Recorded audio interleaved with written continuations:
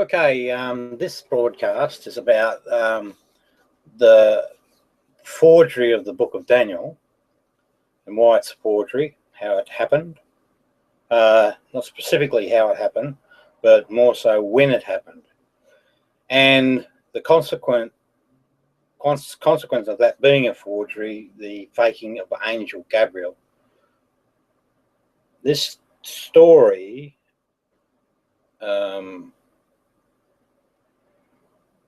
should see religions fail, quite simply. You can't have a story that you have a God-written book and that same book to turn out to be a forgery. It's just not the way things work. So that has consequences for Christianity and Judaism. But further than that, because it's in this same forgery, the Book of Daniel, that we first hear of the angel Gabriel, so that has to be fake. It means that the story told by Muhammad of visiting a cave and being spoken to by this angel cannot possibly have happened. It's a fabrication, and that undoes that basically undermines all of Islam. Its total premise that it's a God-given. The Quran is the word of God. So in one book, this Book of Daniel, we actually see the failure of the three Abrahamic religions. So that's what we're going to look at today. But I'm going to start it by running through a summary of what the research of scholars and research that I've done myself reveals. Fundamentally, it can be expressed simply: every prophecy, the whole lot, in the Book of Daniel terminate at 160 BC. So there's no prophetic event occurring after 160 BC. Now, scholars hold that it was at least 164 BC when the Book of Daniel was written. So there's an immediate forgery. It's not this guy called Daniel. But I hold that it's actually later. It's about 160 BC. So what you end up having is you have a list of these events that happen historically. There's no question about that. We can line them up perfectly with history. You have these events occurring, and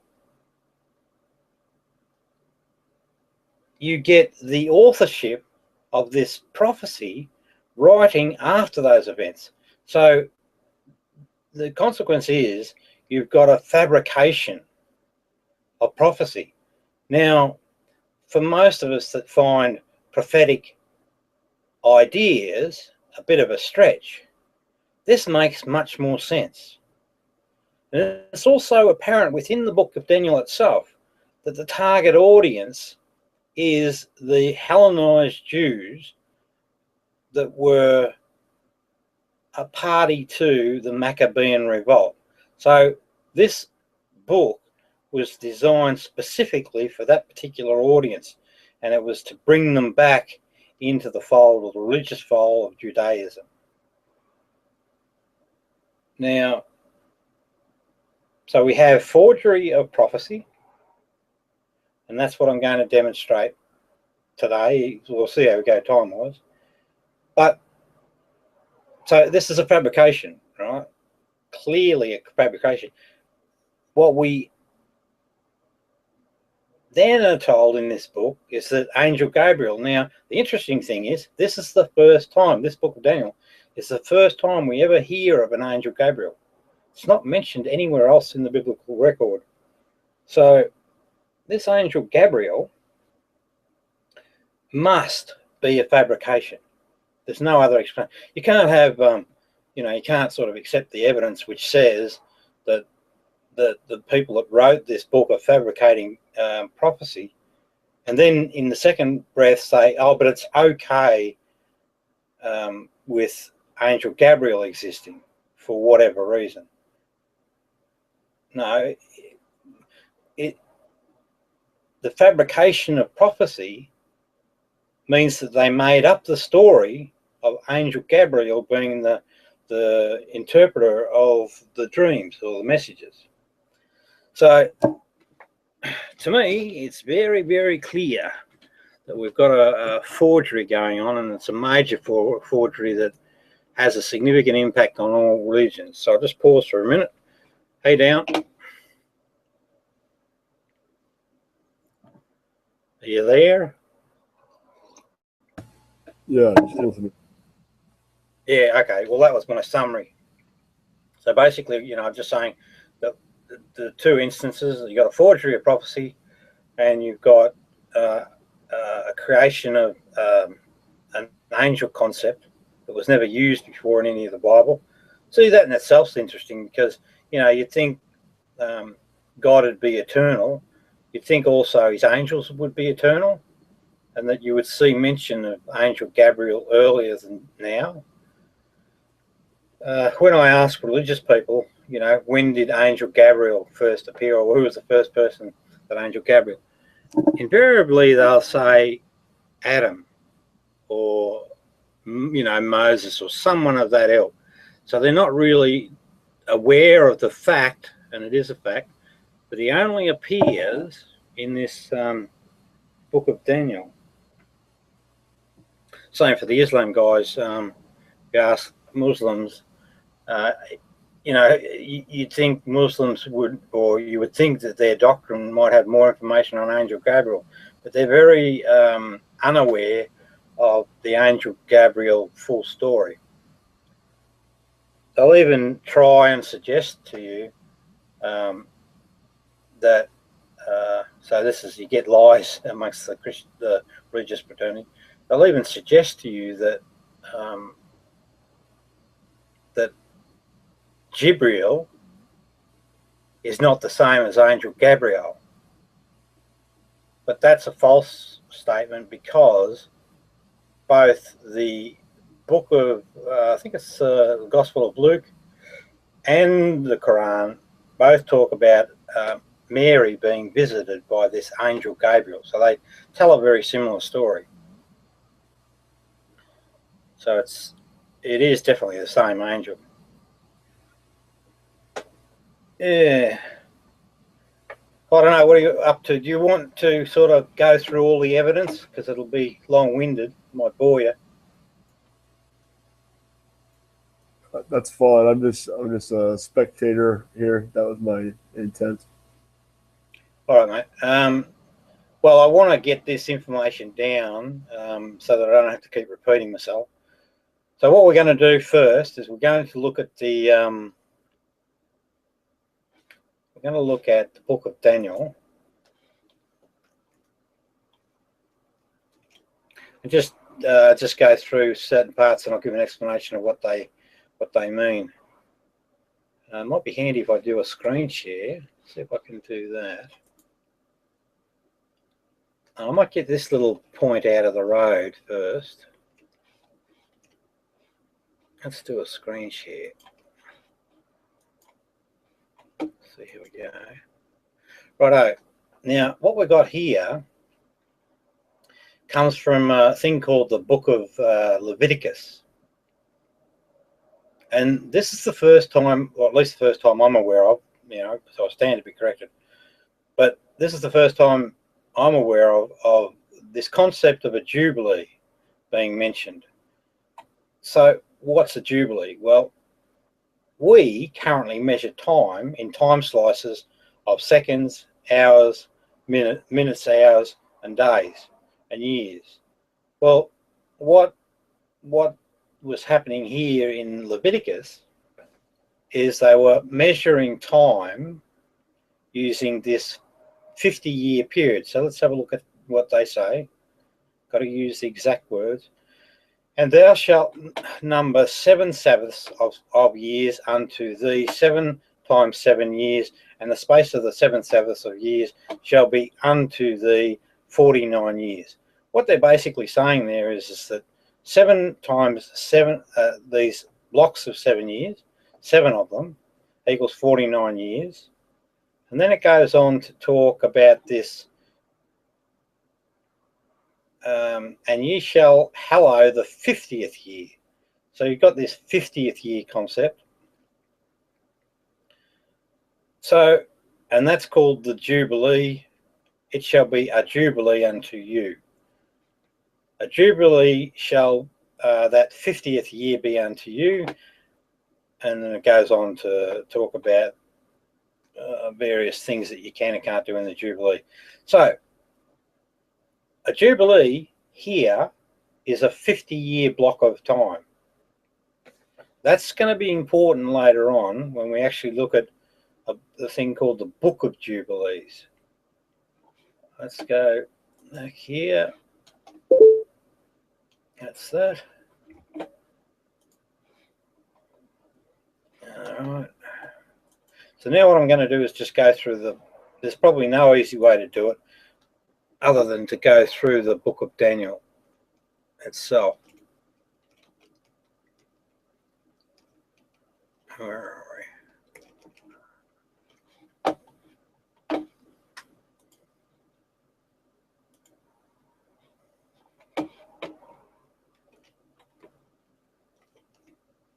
Right, so this is the Book of Daniel.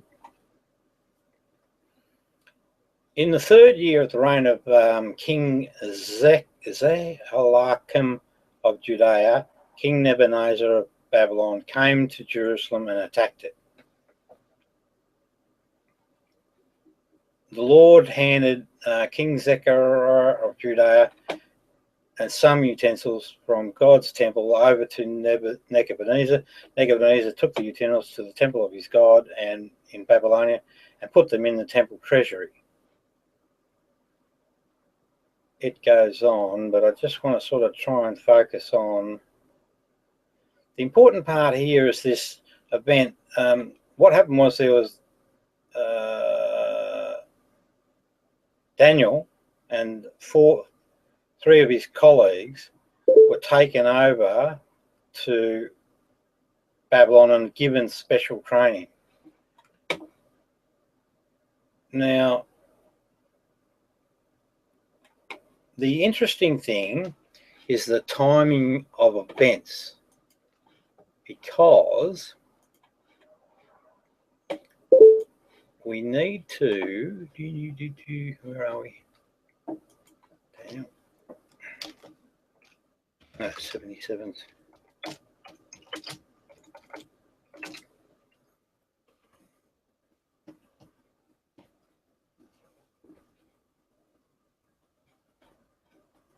Right.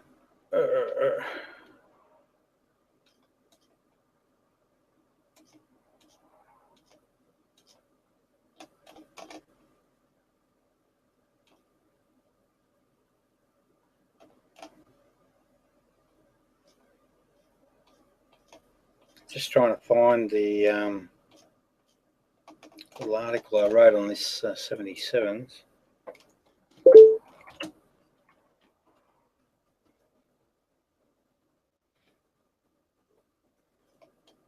Here it is.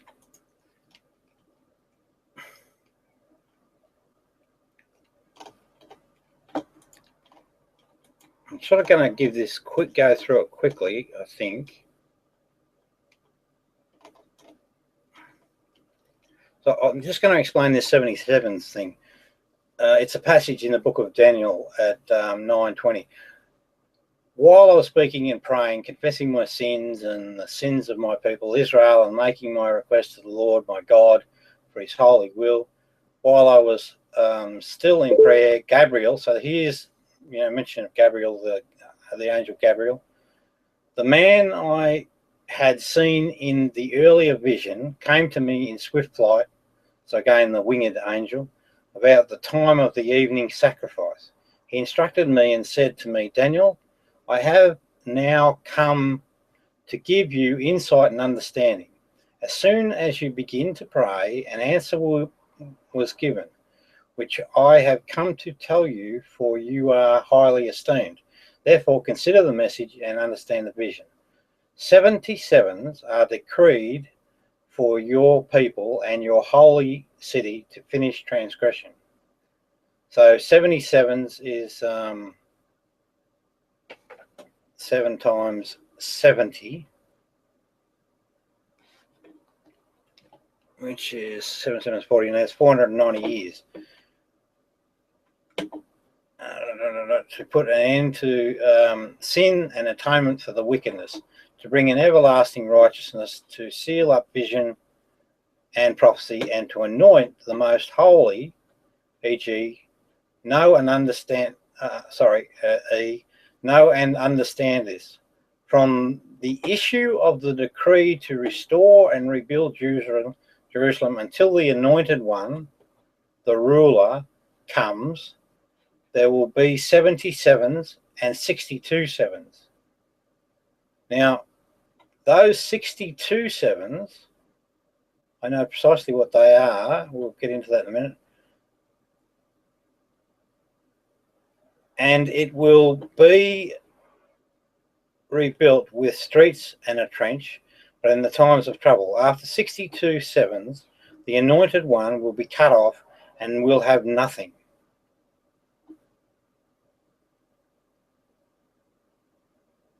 That's this 62 sevens period. And I'll show exactly what that is. The people of the ruler will come, will destroy the city and the sanctuary. The end will come like a flood. War will continue until the end, and desolations have been decreed. He will confirm a covenant with many for 1 7. In the middle of the 7, he will put an end to sacrifice and offering. And on the wing of the temple he will set up an abomination that causes desolation until the end that is decreed is poured out on him. Right. What does that all mean?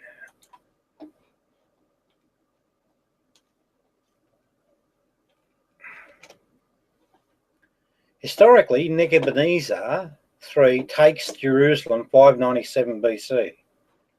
Daniel and his 3 colleagues undergo 3 years training in Babylon, leaving them 10 times wiser than anyone else in Babylon. The time is 594 BC. When I saw that, and they had training from Babylonian people, right? They were taken away to be trained. I thought, if you forget about magic for a minute, it makes no sense.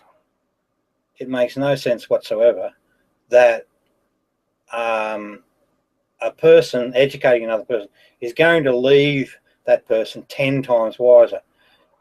That, to me, was a structured comment to build up the Jewish people and rubbish, the people from Babylon.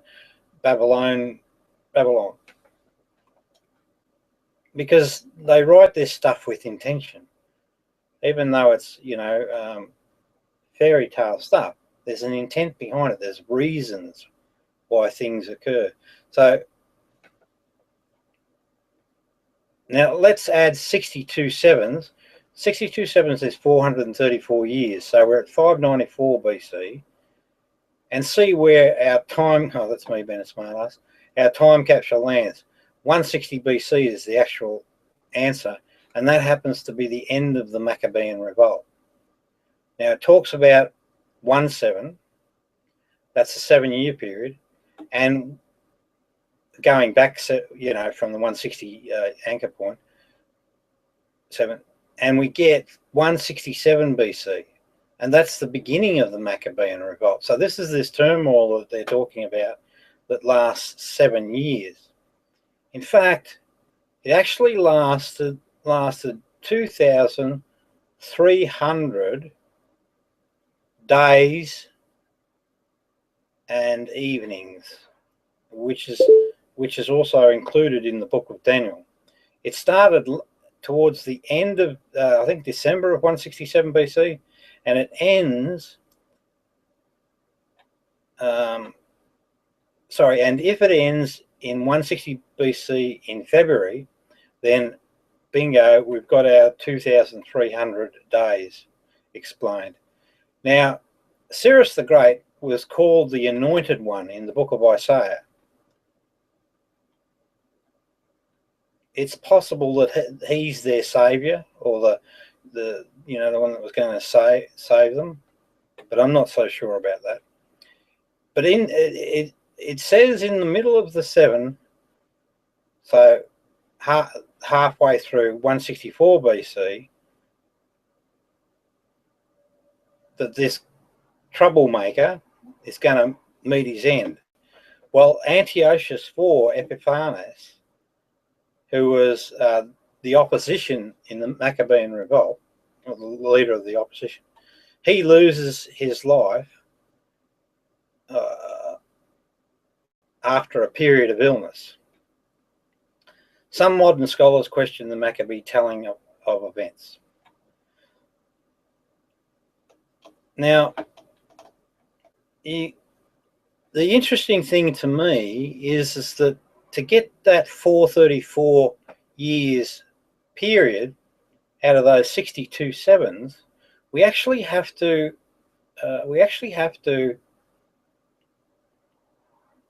use the 49-year count time frame.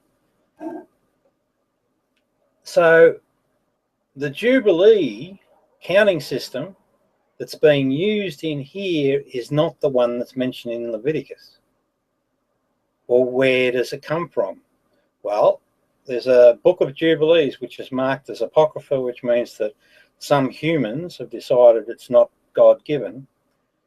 Now, in this book of Jubilees, we find that the author of the Jubilee book actually uses the 49 period system. He also doesn't include the 50th year that we saw in Leviticus. Now, why is that important? Well, it's a strong indicator. Well, sorry, the Book of Jubilees is dated 160 to 150 BC. It's a strong indicator that the author of the Book of Daniel somehow has a relationship with the author of the Book of Jubilees, because they're using the same 49 block, which is an error. And, I mean, just from a pure point of view, we've got God speaking different information. Now, he's the all-knowing, all-seeing, wonderful God of everything. You would expect that everything in his books is consistent. So for the religious folks, it's another one that you can make up a story about. But I know the real story. All right, so that particular accounting system, gives me gives us additional information. We can tie it up with the scholarship. Scholarship position is 164 BC it was written. We can use this additional information now to move that forward in time to perhaps between 160 BC and 150 BC. The only thing left to do now is prove, right, by using the words in the book of Daniel, that all the prophecies are dated, all of them are dated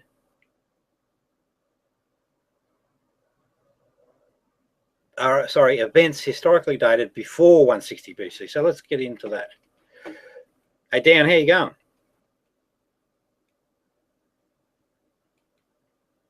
Might have fallen asleep, mate. Now, let's go back to the book of Daniel, not Leviticus. I wonder if I can shrink that a little. Yes, good. That's right, I want that. I don't want that. Let's move forward through the book of Daniel, we've got a dream happening here, which I suppose you can make something of, but to me it's not that important.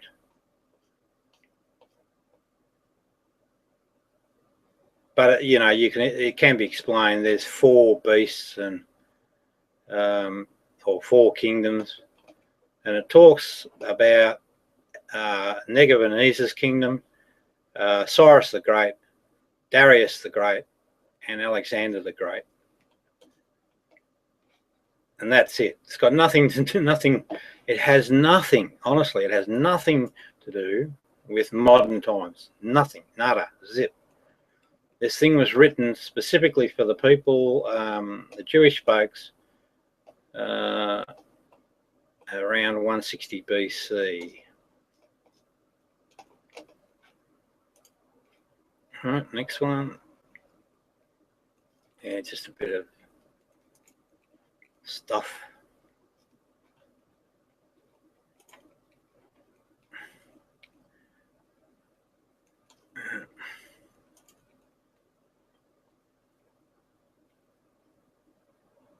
Okay, now what do we got here?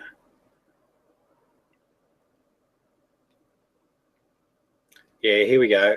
All right, so this is the vision of the 4 beasts. It goes on a bit, but I think we'll go straight to, you know, because that's just, I guess, foreplay.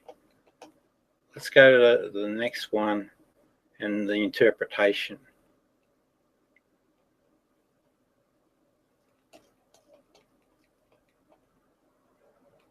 No, we might have to go back. All right, I'm just going to read through this. Sorry to bore people. In the first year of Belshazzar, king of Babylon, Daniel had a dream and visions of his head upon his bed. Then he wrote the dream and told the sum of matters. Daniel spake and said, I saw in my vision by night, and behold, the 4 winds of the heaven strove upon the great sea, and 4 great beasts came up from the sea, diverse one from another. The important thing here is the 4th beast. The 4th beast is clearly Alexander the Great. And, you know, then there are activities underneath Alexander the Great, but the 4th beast is definitely Alexander the Great. And I'm not really going to focus too much on the other 3 because I really don't care. All I'm trying to demonstrate is that 160 BC is the break-off point, and because we have an authorship post 160 BC, we have a fabrication of prophecy. They'd made up a story based on past historical events, and they did it to, you know, sort of con the local population that God was great and he could do all sorts of wonderful things. And behold, another beast, second like a bear, and it raised up itself on one side, and it has 3 ribs in the mouth. So you can get caught up in these details that are irrelevant. You just don't have to worry. And between the teeth of it, and they said, thus unto it arise to devour much flesh. Neat. After this I behold, and lo, another like a leopard, which had upon the back of its 4 wings of a fowl. The beast had also 4 heads. The dominion was given it. So what was that one? And after this I saw in the night vision, and behold, a 4th beast, dreadful and terrible and strongly exceeding, and it had great iron teeth. It devoured and brake into pieces and stamped the residue with the feet of it, and it has diverse from all the beasts that were before it. And it was diverse from all the beasts, and it had 10 horns. Now, 10 horns is a key point. I'll show you why. We go across here to, yeah, I'll use this.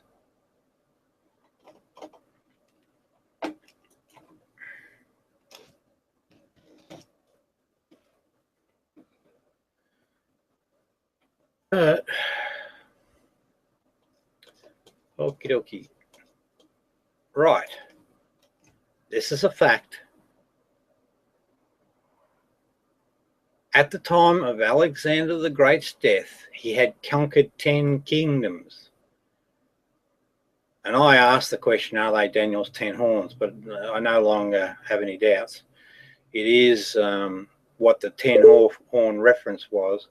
The kingdoms were Asia Minor, Assyria, the Levant, Egypt, Mesopotamia, Media, Persia, parts of modern Afghanistan he conquered, and Pakistan. These are the 10 kingdoms, and the steppes of Central Asia. These are the 10 kingdoms that Alexander conquered.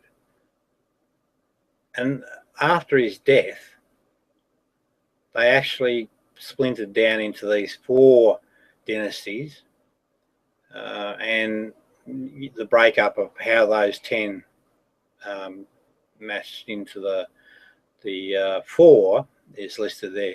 But the one we're interested in, the one that a guy called Antiochus Epiphanes belonged to, is this one here, the Seleucid or Seleucid dynasty. It governed Jerusalem. Now, so there's our 10 horns.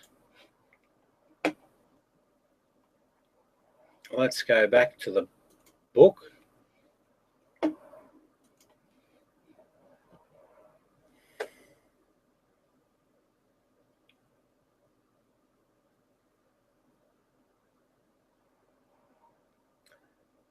I considered the horn. So this is Daniel, or the alleged Daniel speaking, right? I considered the horns, and behold, there came up among them another little horn, because one before whom there were 3 of the first horns plucked up by the roots. And behold, in this horn were eyes like the eyes of man, and a mouth speaking great things. Now that is Antiochus IV, and we know historically that Antiochus IV rose up to take over the Seleucid dynasty. So these are the 3 horns: Syria, Mesopotamia, and Antioch.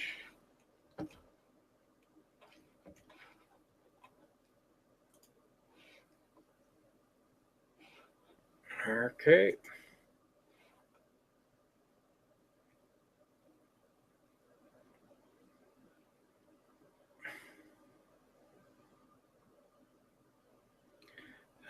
So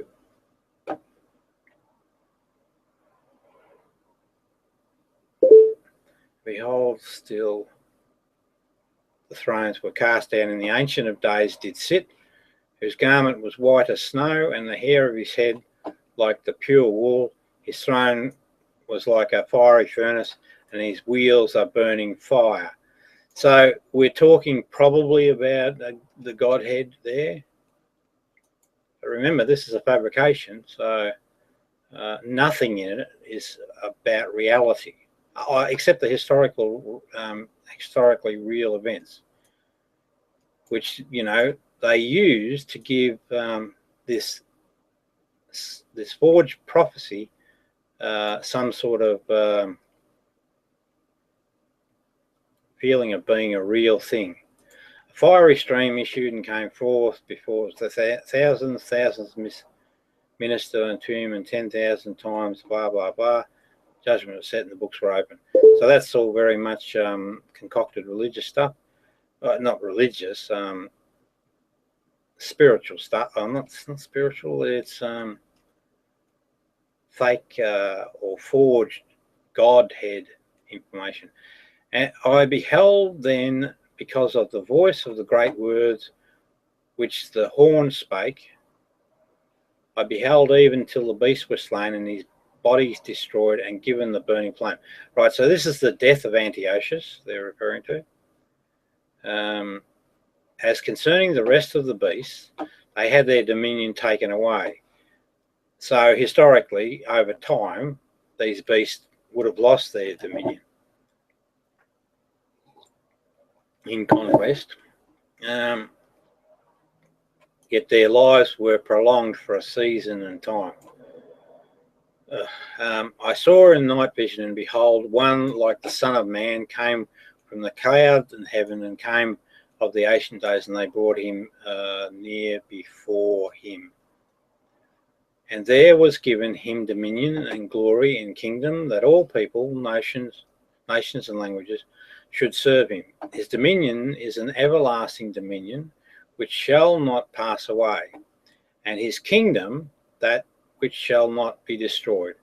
So now I, Daniel, was grieved in my spirit in the midst of my body, and the visions in my head troubled me. So this is the author speak here. It's got nothing to do with Daniel or any sort of emotive stuff going on. I came near into one of them, and that stood by, and asked him the truth of all this. So he told me and made know the interpretation of things. So here we go. This is God speaking to Daniel, or at least one of his agents. These great beasts, which are four kingdoms which shall arise on the earth. That's true, we know that. But the saints of the Most High shall take the kingdom and possess the kingdom forever, even forever and ever.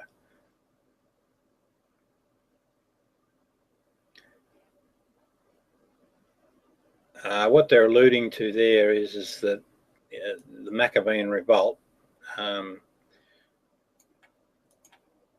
Judaism sort of claims its seat of authority back. It's not, in fact, Judaism either, by the way. It's actually Rome.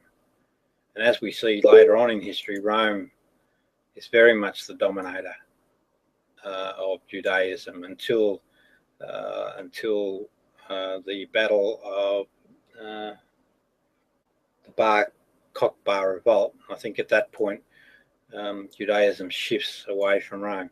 Now, then I would know the truth of the fourth beast. Okay, so there's focus on that, which was diverse from all others, exceedingly dreadful, whose teeth were of iron, and his nails of brass, which devoured, break into pieces, and stamped the residue with his feet.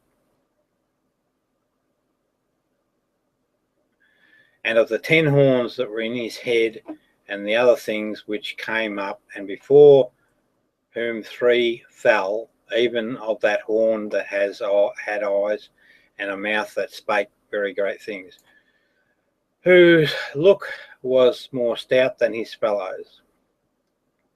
I beheld the same horn made war with the saints, and prevailed against them.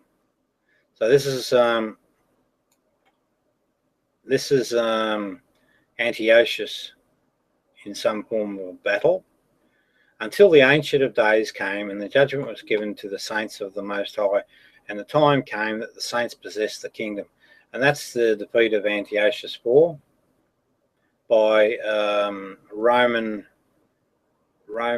and Jewish coalition.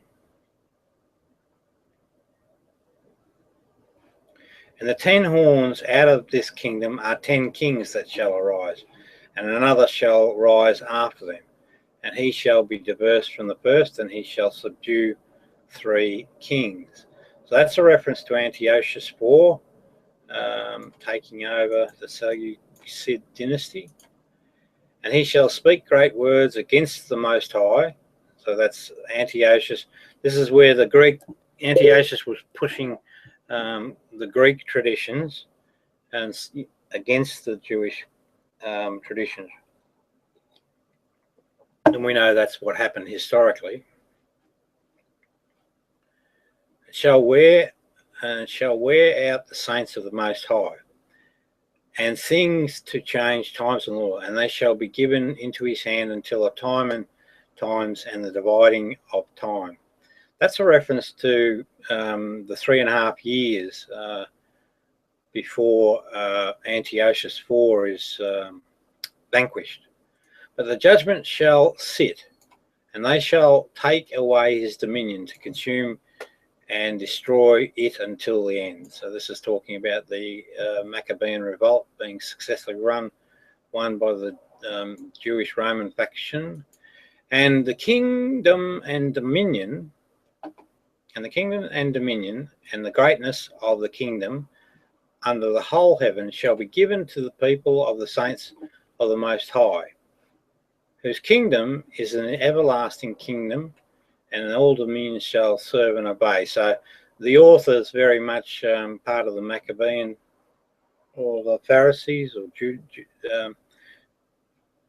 the Maccabean position.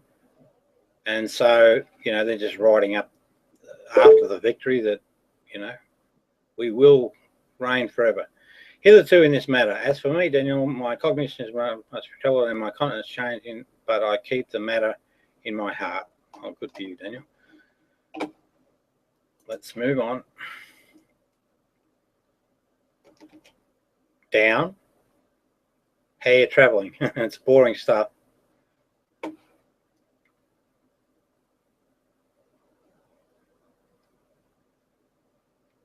He might have went to sleep. Alrighty. Daniel 8. In the third year of the reign of King Belshazzar, a vision appeared unto me, even unto me, Daniel. So they're projecting that this Daniel's having all these events back historically. So this is the fabrication at work. Right, the story's been written down currently, and they're projecting, this story of Daniel as if it happened, and so it happened a long time before the events that occurred. So, it's supposedly a true prophecy when it's not. And I saw in a vision, and it came to pass when I saw that I was a Shushan in the palace, which is in the province of Elam, and I saw in a vision I was by the river of Ulai. Then I lifted up mine eyes, and I saw, and behold, there stood before the river a ram which had 2 horns, and the 2 horns were high, but one was higher than the other, and the higher came up last. I saw the ram pushing westward and northward and southward, so that no beast might stand before him. Neither was there any that could deliver of his hand, but he did according to his will, and became great. And as I was considering, behold, an he-goat came from the west on the face of the whole earth, and touched not the ground, and the goat had a notable horn between his eyes. And he came to the ram that had 2 horns, which I had seen standing before the river, and ran unto him in the fury of his power. And I saw him come close unto the ram, and he was moved with choler, whatever that is, against him, and smote the ram, and brake his 2 horns. And there was no power in the ram to stand before him, but he cast him down to the ground and stamped upon him. And there was none that could deliver the ram out of his hand. Therefore the goat was waxed very greatly, and when he was strong, the great horn was broken, and for it came up 4 notable ones towards the 4 winds of heaven. See, this is the talking about Alexander the Great.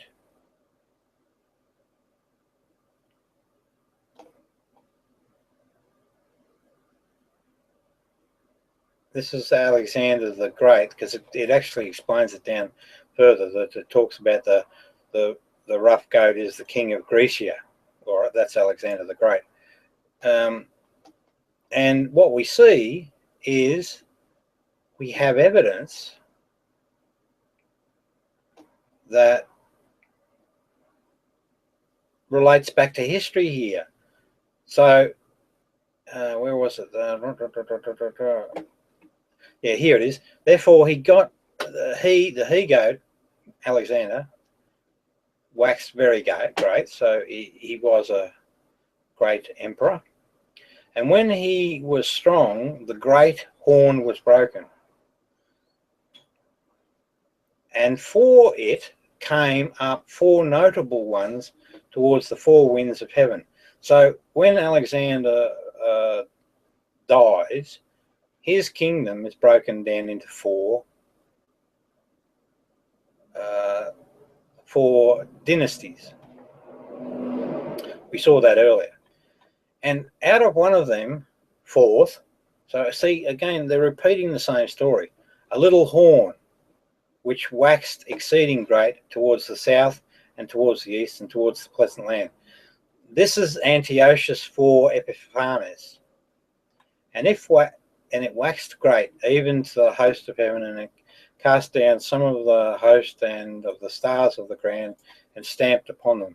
He magnified himself, even to the prince of the host, and by him the daily sacrifice was taken away. So this was Antiochus. He stopped the practices for Judaism as he moved everyone across to, and I'm not sure whether it was a forced thing, whether it was optional or whatever, but that's what it relates to. It relates to those events. And the place of sanctuary was cast down. So it may well be that he actually took some action against the Jewish folks and their practices of religion, right? And an host was given him against the daily sacrifice by reason of transgression, and it cast down the troth to the ground, and it practiced and prospered. Then I heard one saint speaking, and another saint said unto that certain saint which spake, How long shall be the vision concerning the daily sacrifice and the transgression of desolation, to give both the sanctuary and the host to be trodden under foot? James. And he said unto me, unto 2,300 days. Now, if you do the math, 2,300 days is equivalent to 6.3 years. The Maccabean revolt started in late, I think it's December 167 BC, and it must have ended about February of 160 BC. If you do the math, that is 6.3 months, and this is what the reference of 2,300 days is all about. Then shall the sanctuary be cleansed. So at the end of the Maccabean revolt, that's when it will be cleansed. And it came to pass when even I, Daniel, had seen the vision and sought for the meaning. Then behold, there stood before me as the appearance of man. And I heard a man's voice between the banks of the Ulai, which called and said, Gabriel, make this man understand his vision. So now we've got this angel Gabriel being used to try and authenticate the God story, and that God's behind this prophecy, forged prophecy, by the way. So because it's a forged prophecy, this Gabriel it's impossible, cannot be a real thing. So he came near where I stood, and when he came, I was afraid and fell upon my face. But he said unto me, Understand, O Son of Man, for at the time of the end shall be the vision. Now, as he was speaking to me, I was in a deep sleep, for on my face towards ground, but he touched me and set me upright. So, a bit of the magic stuff going on. Just hang on a minute.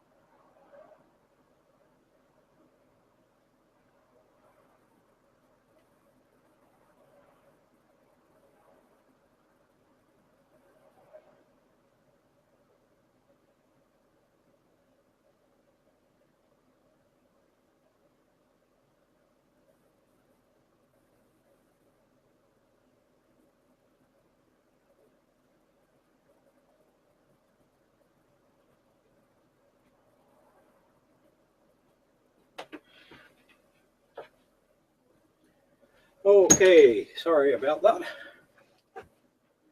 Now, where do we get to?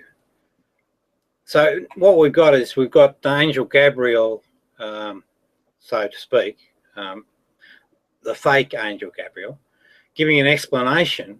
Now remember that the author knows about all of these events, so it's really just the fairy tale. Now, where are we? The ram that thou sawest had two horns, are the kings of Media and Persia, historically correct. And the rough goat is the king of Grecia, and the great horn that is between his eyes is the first king.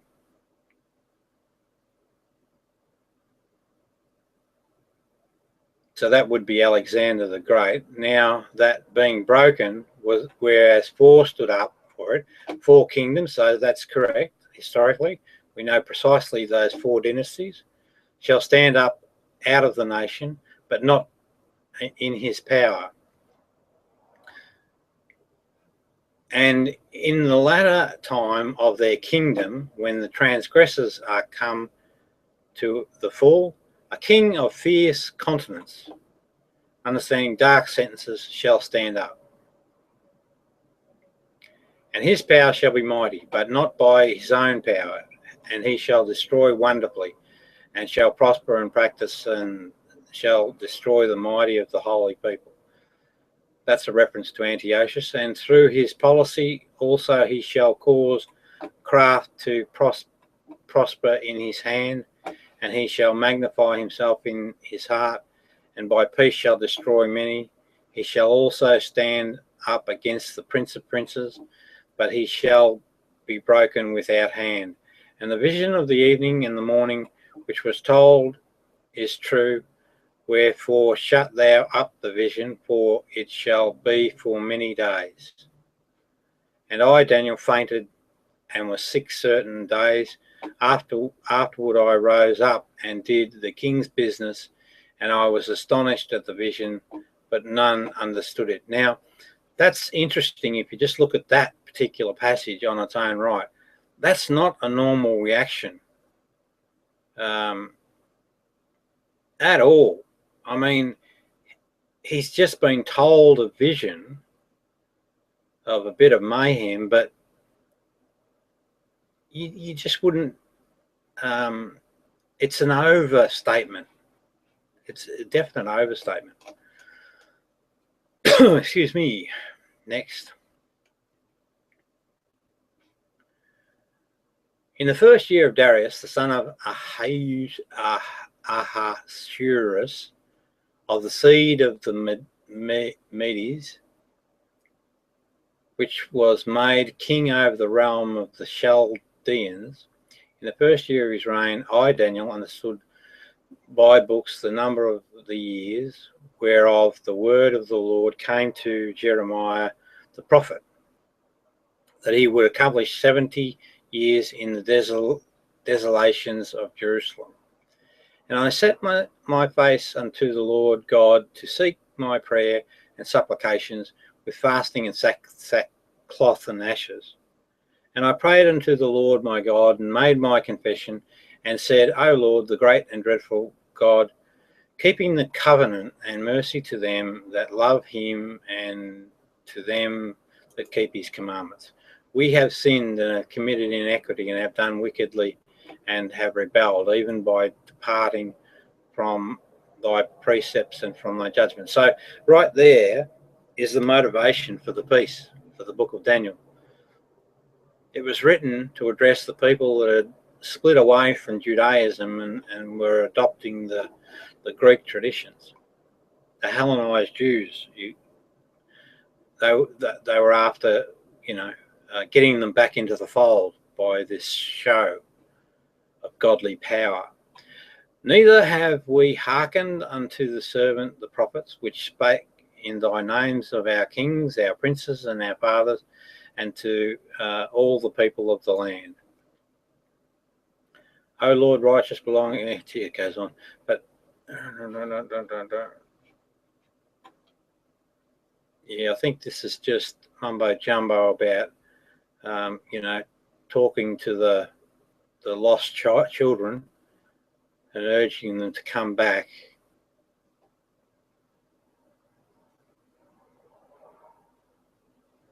Come back to the fold, so to speak.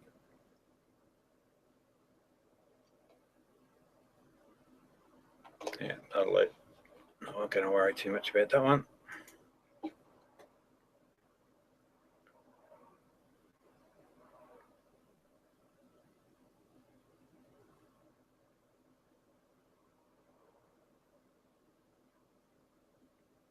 They do go on with a bit of crap just to embellish the story.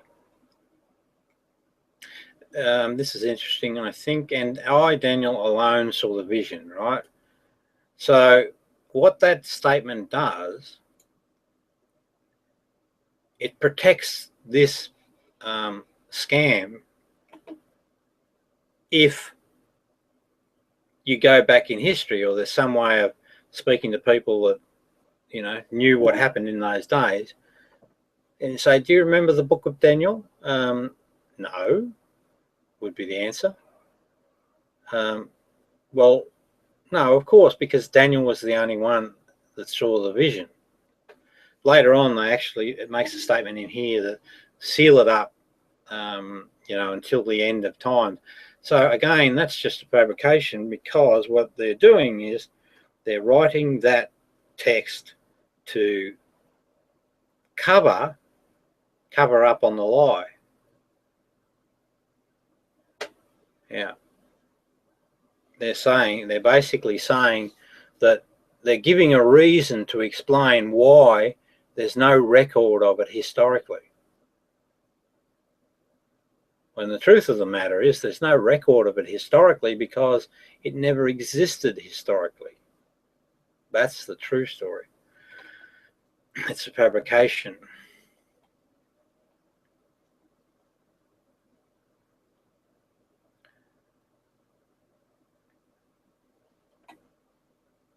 They do repeat, you know, they're re-emphasizing points, but it's all the same material. It's all about the same set of events. Fundamentally, the major focus is that last 7 years, that last 2,300 days.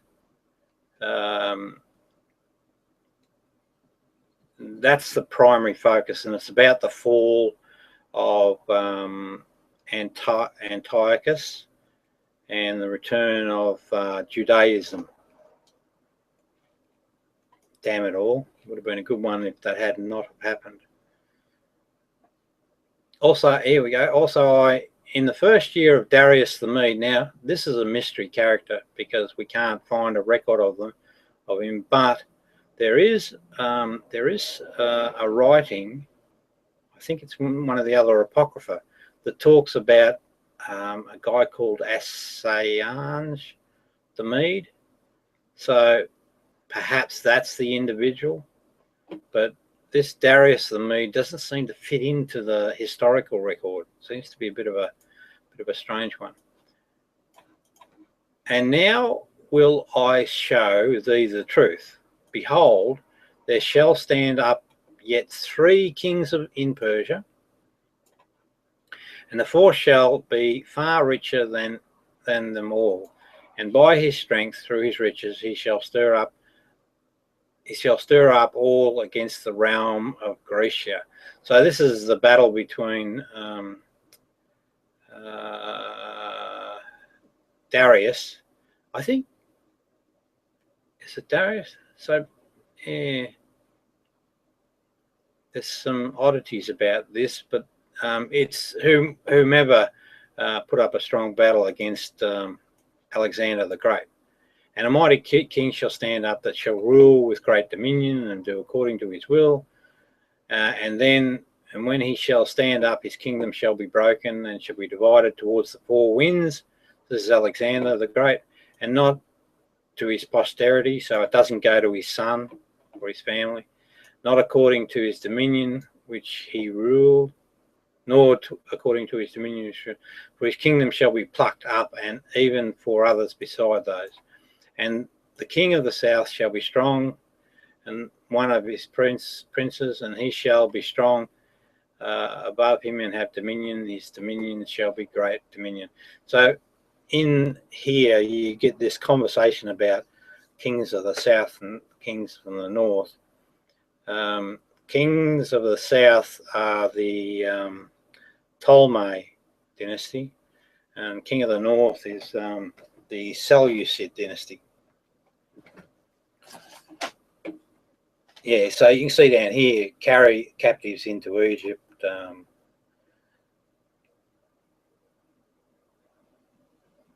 With their princes' precious vessels and gold. So we know that that occurred too. That's historically accurate. The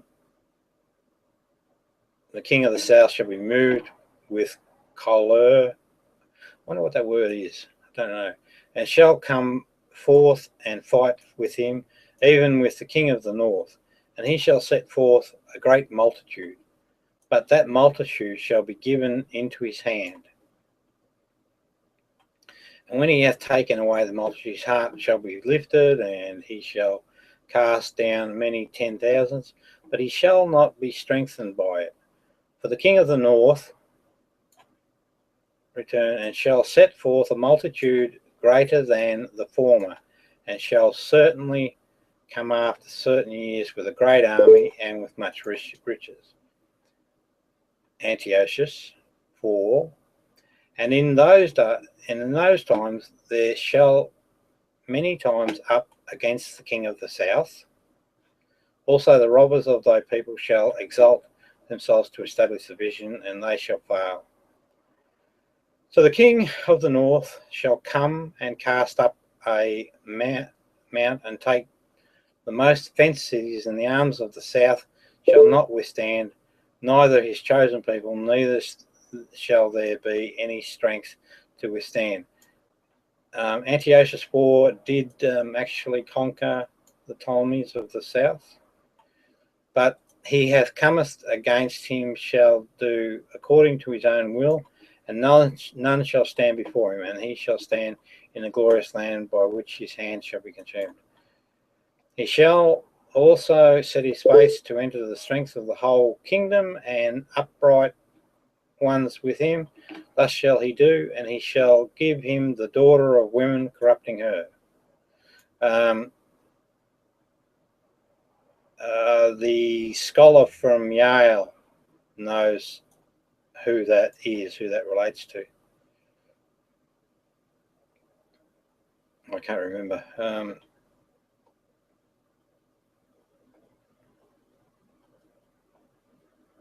Yeah, it says here, for the ships of Chittim, that's the Romans, shall come against him. So see, this to me is part of,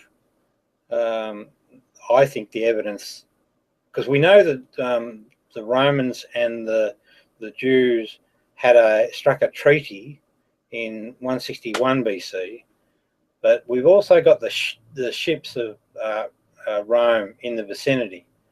And it says here that they're coming against him. This makes more sense than the Maccabean revolt, because you've got to remember that this is a small part of a group of Jewish folks that lived under a dynasty, an empire. It's hard to see a small ragtag army being any threat at all to the empire's army.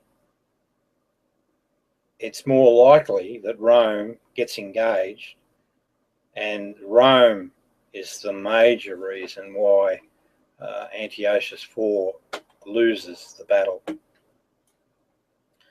Therefore he shall be grieved and return, and I won't go into any of those things now.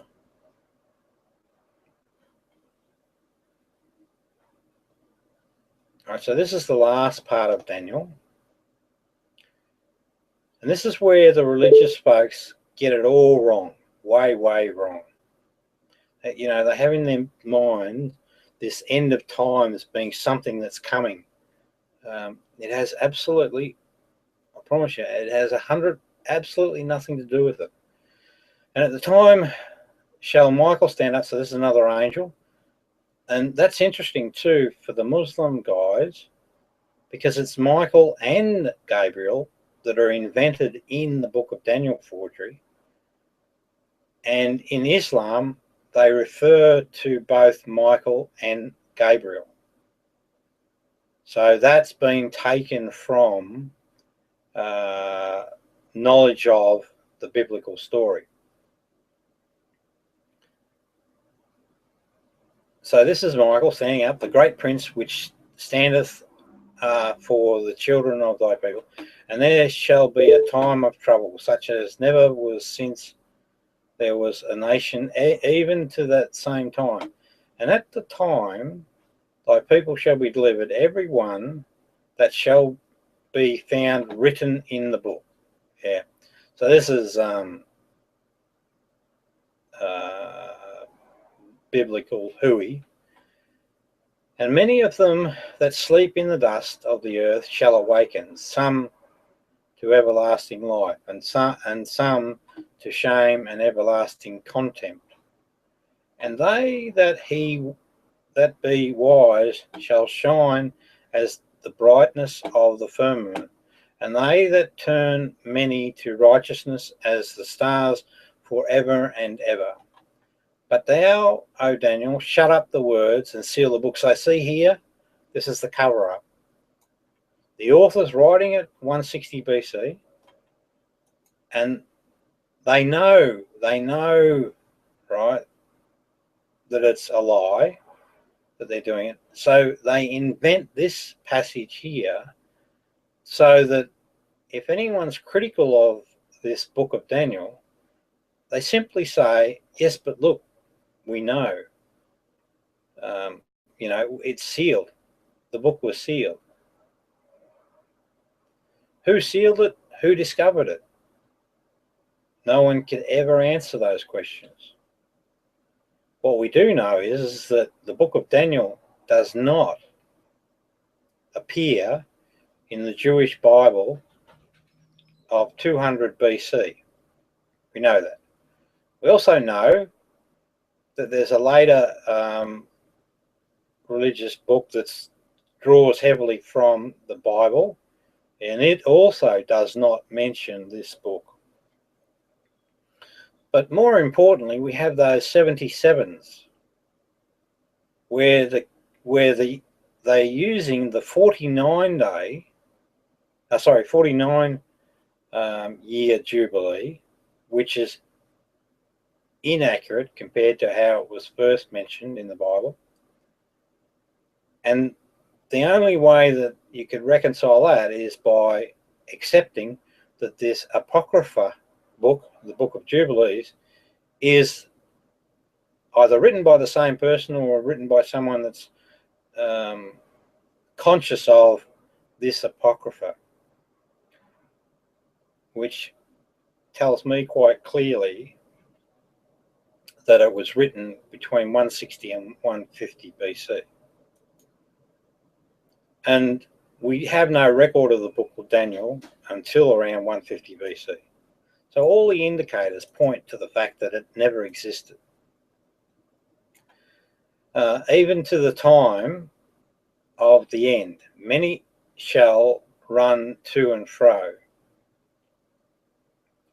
and knowledge shall be increased. Then I, Daniel, looked, and behold, there stood other two, the one on his side of the bank of the river and the other on the other side of the bank of the river. And he said, and one said to the man clothed in linen, which was under the waters of the river, how long shall it be to the end of these wonders? So a bit of the, the mystical, magical stories creeping in there. And I heard the man clothed in linen, which was under the waters of the river. So they want to repeat that. Is that right? Yeah, that he's under the waters. This is the magic. So they want to make sure that look at that magic.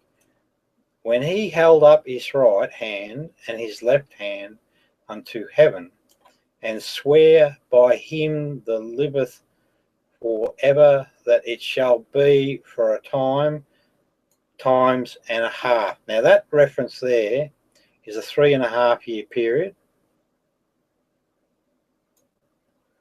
And that's the time of the beginning of the Maccabean revolt to the death of Antiochus IV.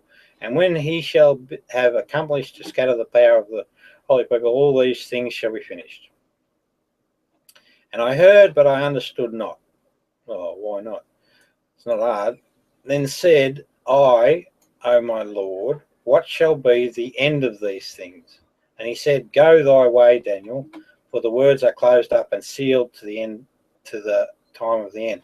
So again, what they're doing there is, and it's re-emphasizing the point that must be a style used in this sort of fabrication, but they're re-emphasizing the point that it's going to be sealed up, so that the reader knows that the reason that no one's seen of this book of Daniel until sometime around 160 BC, that the reason is it's been magically sealed up until the time of the end. And the time of the end, they actually, I think, give us the timing for that. Many shall be purified and made white and tried, but the wicked shall do wickedly. Now, this is, again, what they're doing. This is to the Hellenized Jewish audience. And none of the wicked shall understand, but the wise shall understand. Well, that's a get-out clause. And from the time that the daily sacrifice shall be taken away, and the abomination that maketh desolate set up, there shall be 1,290 days. Work that out mathematically. What you end up with is 3.5 years. The battle of the Maccabean revolt started with this issue that the Jewish leaders were having with, or certain aspects of the Jewish community apparently were having with Antiochus shutting down the temple, the daily sacrifice. So that's what that is. And the 1,290 days is the time from the beginning of that particular event, 167 BC, to the death of Antiochus for 164 BC. This is when he gets injured. Then it says, Blessed is he that waiteth and cometh to the 1,305 30 days. So that's 45 days later. So maybe, and I don't know this, but maybe Antiochus took 45 days to die. But go thou thy way till the end be, for thou shalt rest and stand in thy lot at the end of the days. So this is sort of suggesting, this is tying into the resurrection concept, which is a part of the book of Daniel. They're suggesting, that's suggestive of Daniel, coming back and resurrecting in these end of days. So it's not, I promise you, it's not got anything to do with anything beyond 160 BC. That's absolutely clear. Okay.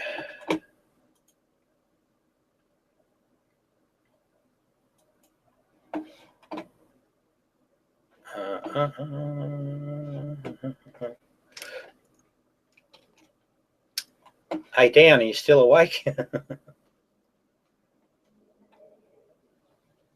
Hello. What you see on screen there is a bunch of YouTube chat channels. I'm dealing with one of the unfortunate things on the internet, these trolls. But I find them interesting. I'm just trying to find out what motivates people to behave that way, and whether it's a curable thing. Hey, Dan. come back. So anyway, there's an excellent video on the online from Yale University, which goes into a bit more finer detail than what I went into, which clearly shows that the prophecies terminate 160 BC. There's no question in my mind that that's not a fact. All the evidence is quite clear on the prophecies. So,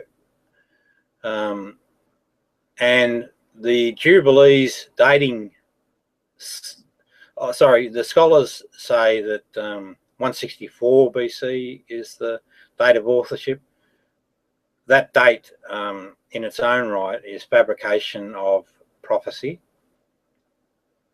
But I think with the evidence about the Jubilees and the fact that the author in the book of Daniel uses the 49-day period, I think with that evidence, it's a later dating.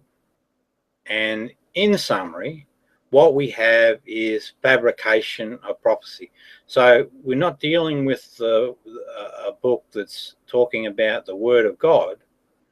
What we're dealing with is a fabrication of prophecy and basically a fabrication of Angel Gabriel. Now that, of course, has the flow-on effect that then means that the religions of Christianity, Judaism, and Islam are false, without question. Now let's just see, Dano, are you there? Down, I've got to call it quits now.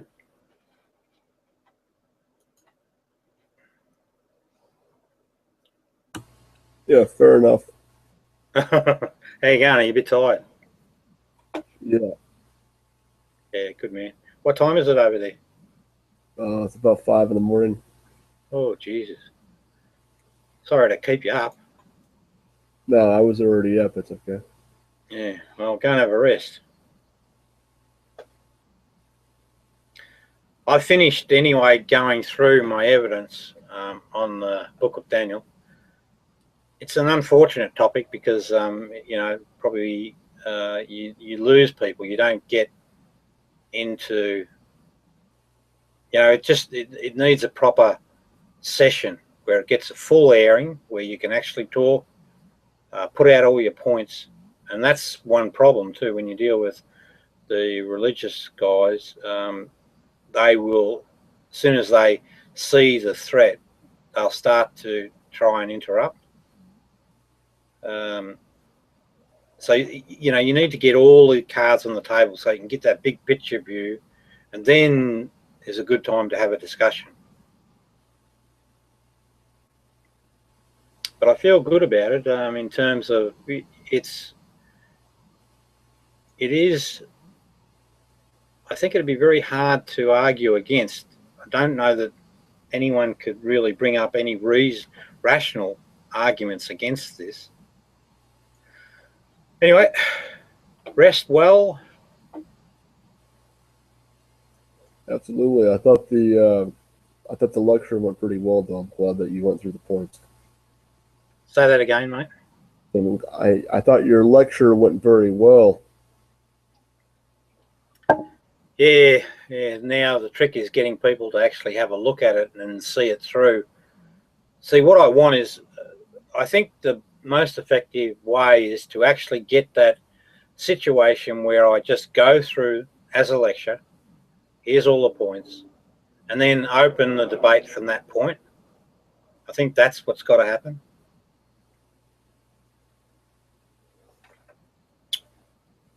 Anyway, arrivederci. See you tomorrow, maybe. Yeah, hasta la vista. Baby. Later, Rob. See you, mate.